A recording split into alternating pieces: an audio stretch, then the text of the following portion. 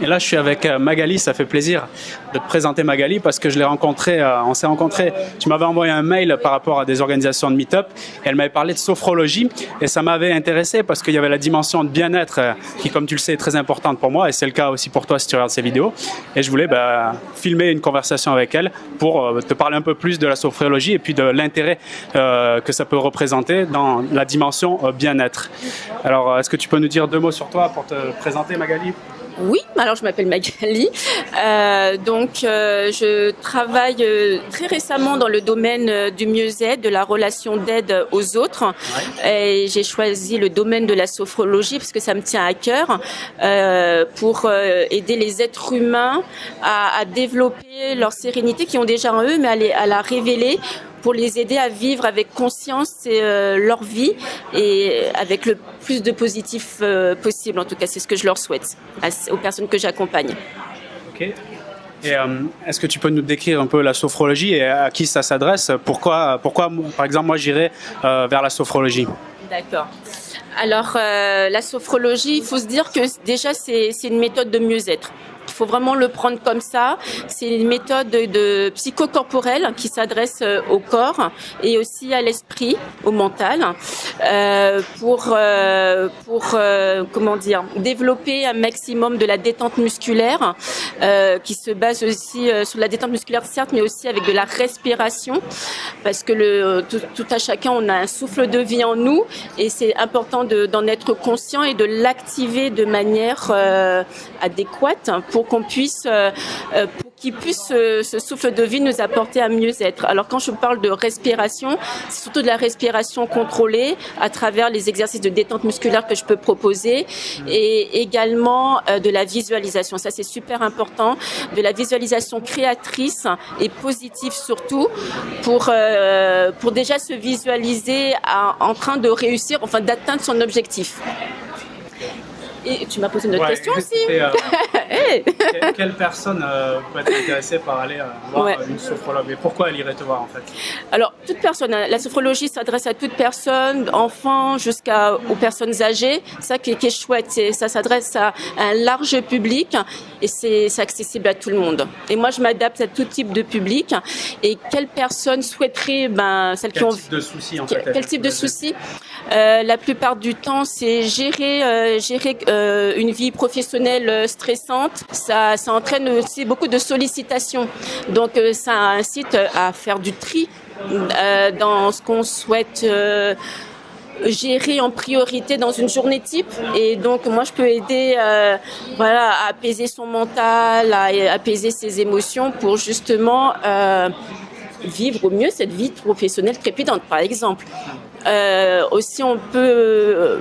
quel type de problème aussi gérer, préparer un événement qui nous tient à cœur, comme par exemple un accouchement, un événement, un mariage, parce que ça aussi ça. Si par exemple j'ai envie de prendre la parole en public devant une centaine de personnes, est-ce que ça peut être utile ? Exactement, oui, parce que ça peut aider, en tout cas, oui, fortement la sophrologie à gérer son trac.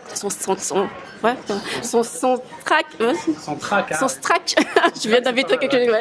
Son trac en public devant des gens, des perdus, inconnus. Oui, ça peut aider à se recentrer, à être en alignement avec soi et avec ses émotions positives de sérénité pour du coup être plus à l'aise avec les autres en face de soi. Oui, ça peut aider effectivement dans ce cadre. Ouais. Ok, merci. Et je voulais te poser la question, j'imagine qu'on ne se lève pas le matin en se disant comme ça, par hasard, « Oh, je vais faire la sophrologie, je vais aider les gens à se détendre, des gens qui peut-être sont en mode burn-out au travail, stress, manque de confiance, etc. » Qu'est-ce qui s'est passé pour que tu en arrives aujourd'hui à accompagner des gens à améliorer leur mieux-être, justement ? Ouais. Moi, ça s'est fait dans la foulée. J'ai 8 ans d'expérience dans l'insertion professionnelle en tant que conseillère, donc dans des organismes privés du Pôle emploi.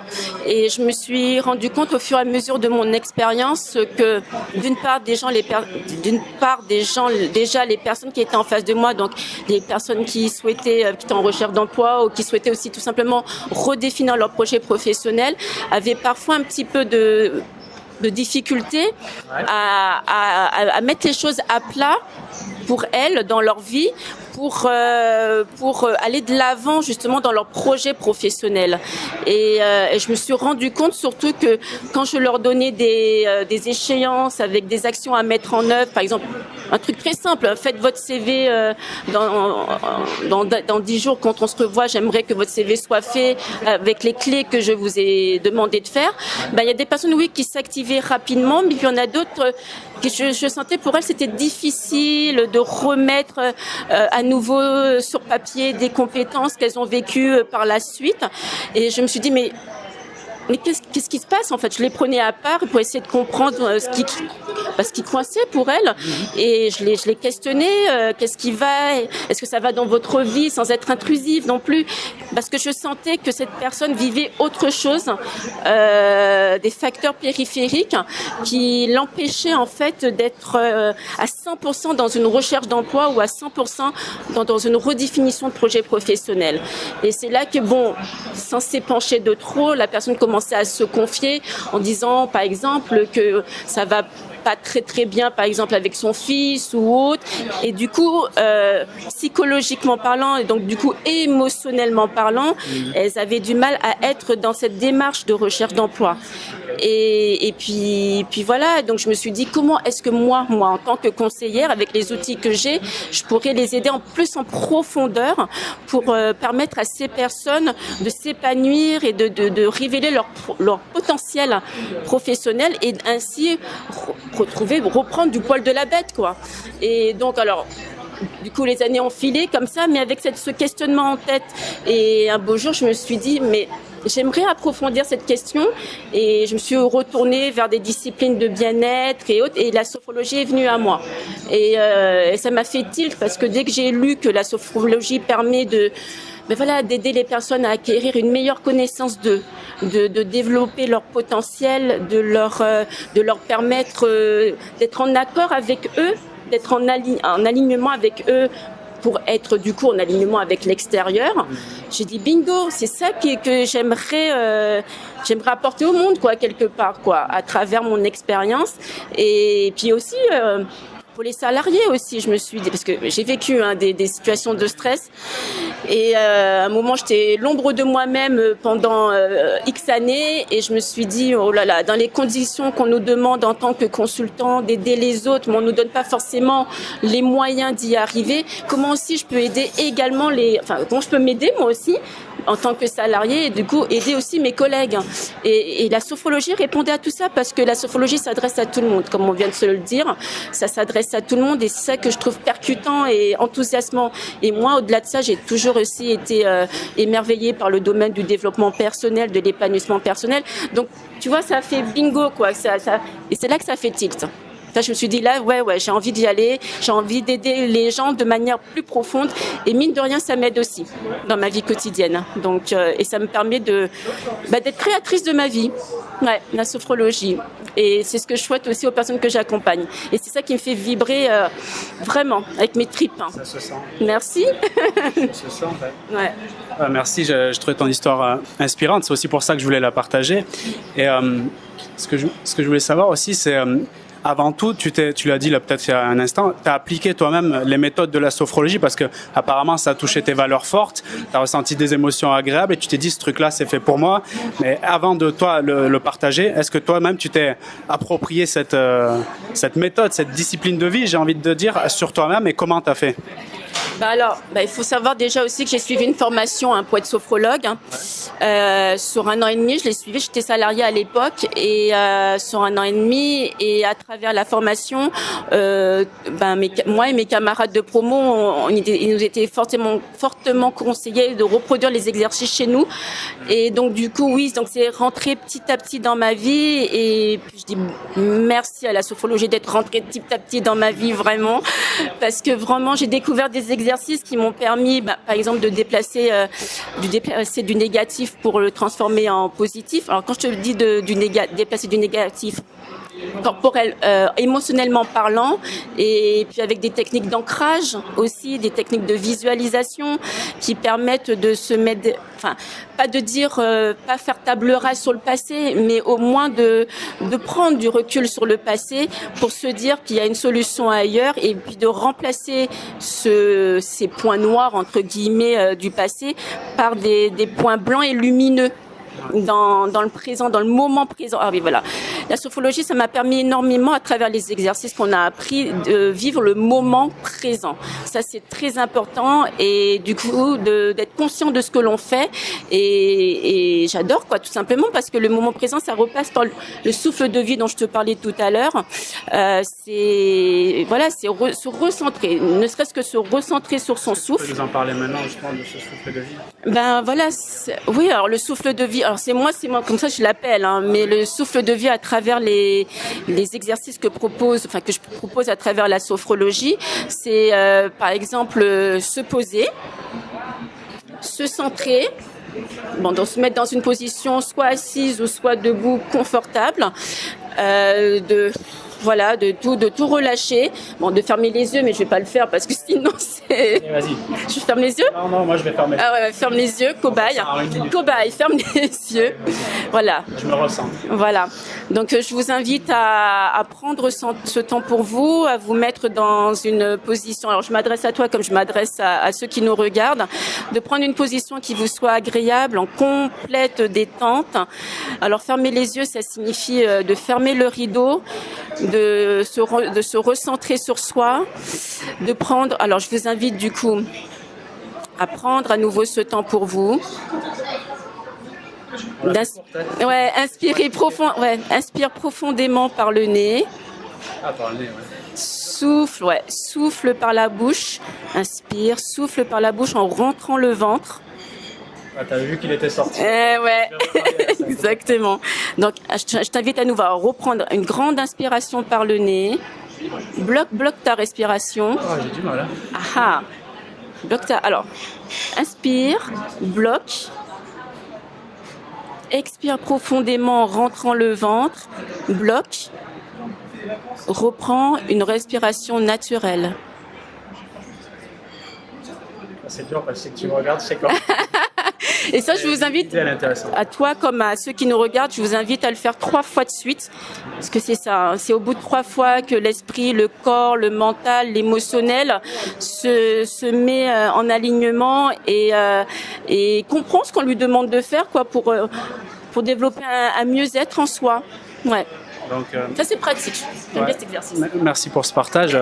Et j'imagine que cet exercice, il peut être applicable à tout moment. Par exemple, là, j'ai une réunion dans 20 minutes qui me met énormément de stress. Je veux convaincre mon patron qu'il faut qu'il travaille avec moi, etc. Je peux utiliser ça rapidement. Exactement. Est-ce que tu as un petit partage, une autre pratique comme ça qu'on peut mettre en place quand on est un peu stressé au travail ou je sais pas, un truc qui te vient comme ça, n'importe quoi, même si ça prend un peu plus de temps à expliquer ce qui te vient? Moi, il y a un exercice que j'aime bien faire en particulier également, c'est lâcher prise, ce qui permet de prendre conscience de lâcher. Alors, il est court, mais bon, vu le format de la vidéo, je sais pas, mais en tout cas, il faut utiliser Alors, je te laisse tenir le micro. Il faut, sans position, c'est mieux position debout, hein, généralement, mais bon, en assis aussi, ça passe. Donc, vous inspirez, vous allez fermer les yeux, vous levez les bras à l'horizontale, en inspirant par le nez. Vous bloquez la respiration. Vous avez les yeux fermés, je triche un peu, hein, mais vous avez les yeux fermés. Puis vous secouez vos mains devant vous, en imaginant que vos mains sont des éventails pour effacer toutes les idées parasites et autres, ce dont vous avez envie de lâcher. Puis vous les ramenez comme ça jusqu'à vos épaules, enfin votre poitrine, épaules. Puis vous relâchez. Et vous lâchez tout. Et vous reprenez une respiration naturelle. Et je vous invite à accueillir les sensations de relâchement dans vos bras, dans vos avant-bras, vos poignets, vos mains. Tout ce qui est parti. Et ainsi de suite, 3 fois de suite encore. Et alors, rien que ça m'a détendu encore plus. Tiens, c'est fou, hein. C'est fou. Voilà. J'ai bien aimé parce qu'il y a une histoire de visualisation et puis de matérialisation, je ne sais pas comment on pourrait dire comme terme avec les mains. Voilà. Comme moi, justement, j'arrive facilement à me rentrer dans ce genre de visualisation, ça marche. Et puis, peut-être si c'est ton cas aussi, ça doit vachement marcher pour toi. Et puis, j'imagine qu'avec l'entraînement, c'est de plus en plus facile à intégrer. C'est génial. Merci pour ces infos, pour ton partage. Est-ce que, imaginons, une personne qui nous regarde là, j'espère plusieurs, sont intéressés par la sophrologie ou par toi, par ton énergie, où est-ce qu'ils peuvent te retrouver, te rencontrer, peut-être avoir une séance avec toi? Et puis, comment se passe même une séance? Tu peux nous expliquer? Une séance, alors déjà, la première séance, c'est diagnostiquer avec la personne toujours son objectif, ce qu'elle souhaite atteindre. Ouais. Donc, à travers cette première séance, je propose de poser des questions qui paraissent qui rentrent un petit peu dans la sphère intime, mais sans être intrusif, je rassure, pour que moi je puisse mesurer l'impact du stress ressenti par la personne par rapport à ce qu'elle souhaite comme objectif. Puis après, ça c'est la première séance, on a déterminé, puis on se revoit dans une semaine, parce que c'est une séance par semaine, puis ça varie entre 7 à 12 séances, ça dépend de l'objectif de la personne, et c'est 1 heure. 45 minutes à 1 heure. Et j'ai oublié la suite, excuse-moi. Tu m'as demandé comment ça se déroule. J'ai envie justement après de venir faire une séance avec toi. Si tu peux me laisser un contact, quelque chose. Mais si tu as fini de la présenter, je ne sais pas. Oui, alors du coup, au préalable, on aura déterminé les dates, le planning où on se voit. C'est hebdomadaire. Et puis on se voit et on met en application. Et à la fin de 5, 6, 7 séances, je me sens trop bien. J'ai envie de travail, j'ai plus la boule au ventre. J'ai la banane comme ça. Et je te le souhaite même pendant. Pendant, c'est surtout ça. Parce que moi, je te pose des questions au fur et à mesure. Je pose des questions à la personne sur ce qu'elle a vécu dans la semaine. Voilà. Donc, il y a une notion, je m'adapte. Il y a une notion, alors moi c'est un sujet qui m'intéresse beaucoup, particulièrement sur cette chaîne. Il y a une notion de conscience émotionnelle, on l'a vu, et d'intelligence aussi relationnelle, parce que tu es quand même en dialogue et c'est aussi pour ça qu'on s'est fait. Exactement. Tu es en relation avec la personne, donc il y a de l'écoute, il y a de la compréhension. La bienveillance, oui.